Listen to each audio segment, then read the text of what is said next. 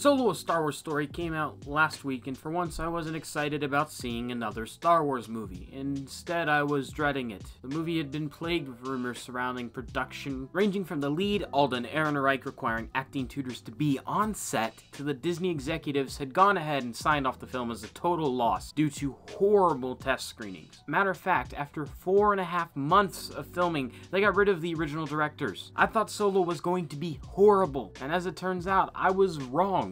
Just a little bit.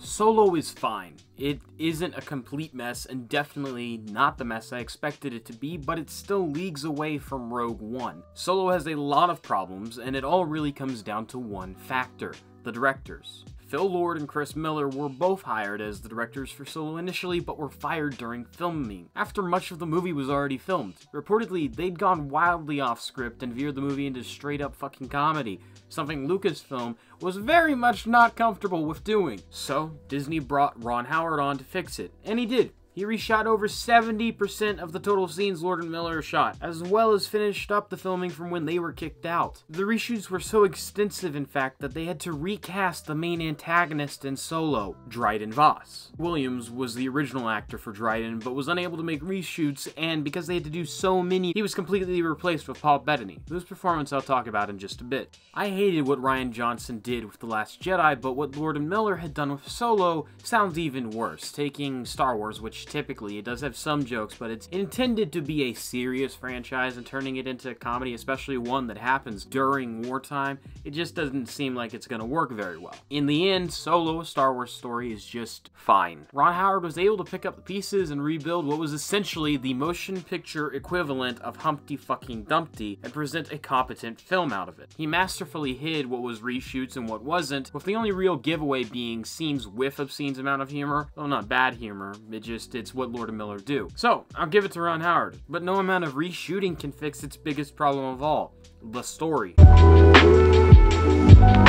Solo: A Star Wars Story doesn't have much of a story. Okay, no, that's too harsh. Solo doesn't have much of a plot, however, it's as interesting as watching paint dry. Solo is centered around a heist in space, except it doesn't know how to do a heist, much less one in space. Fuck! Den of Thieves had a better heist setup than this did, and I outright hate that movie. Alongside the heist, they constantly tease the Kessel Run, mentioned by Han in A New Hope, and it too was more than underwhelming. They do clear up the whole "I did the Kessel Run in under 12 parsecs" thing, but is it worth it? Solo tries too hard. Way too fucking hard to be something more than it is, and while I do prefer this origin story for Han over his old one, with the exception of that one scene with the Imperial officer at the beginning, but it's just disappointing to see what this movie could have been be squandered so disastrously. Of course, Ron Howard had no control over the plot, so I imagine Lord and Miller's comedy-filled version of Solo probably worked better with a plot that had about as much intrigue as watching a coin spin on a table.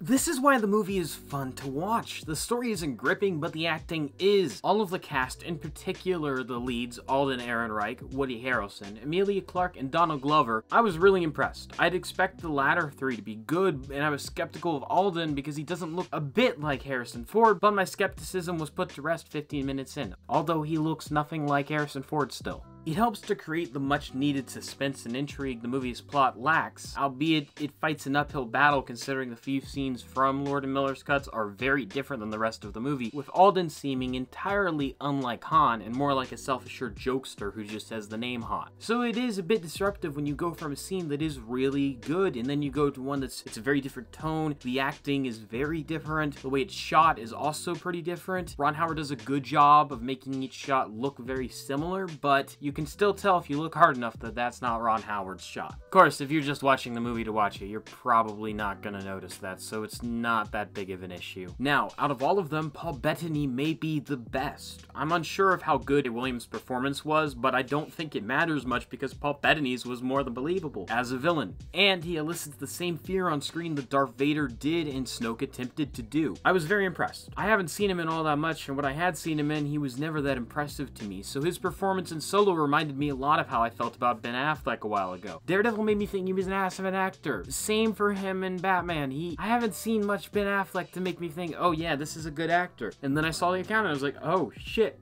this man can act. And it's the same with Paul Bettany. It was a completely different way of looking at him. He's way better than all the antagonists in the prequels, for sure, hands down. It's a Star Wars movie, so it's top of the line Area 51 level shit, which means it looks better than how good Kanye West thinks he looks when he looks in the mirror. Solo is not the best thing out right now. It kinda sucks, and it also kinda blew me away. If you haven't liked the recent Star Wars films, you're not going to like this one. But if you have liked them, you'll like it. And if you just like spaceships and aren't that interested in a really smart movie, I'd say go see it. Overall, with its very strong negatives and amazing positives, I give Solo: A Star Wars Story a 7. It avoided total disaster, but it did not get out scrape-free at all. Anyway, thank you guys for watching, and if you like this video, make sure to leave a like and comment what you thought of this video, and what stuff you'd like to see me talk about next. Make sure to subscribe to see more content like this in the future, and hit that bell icon to turn on notifications. If you want to see how I've rated and ranked all the movies I've seen so far, check out my IMDb list. Link in the description below. And as always, I'll see you in the next video. If you'd like to have your art featured in a video, draw me or one of my wondrous characters, such as the majestic Chad the Sad, and tweet it at Tahukan TV on Twitter. Huge thank you to Patreon supporters Anonymous and Matt Porter. I really appreciate it.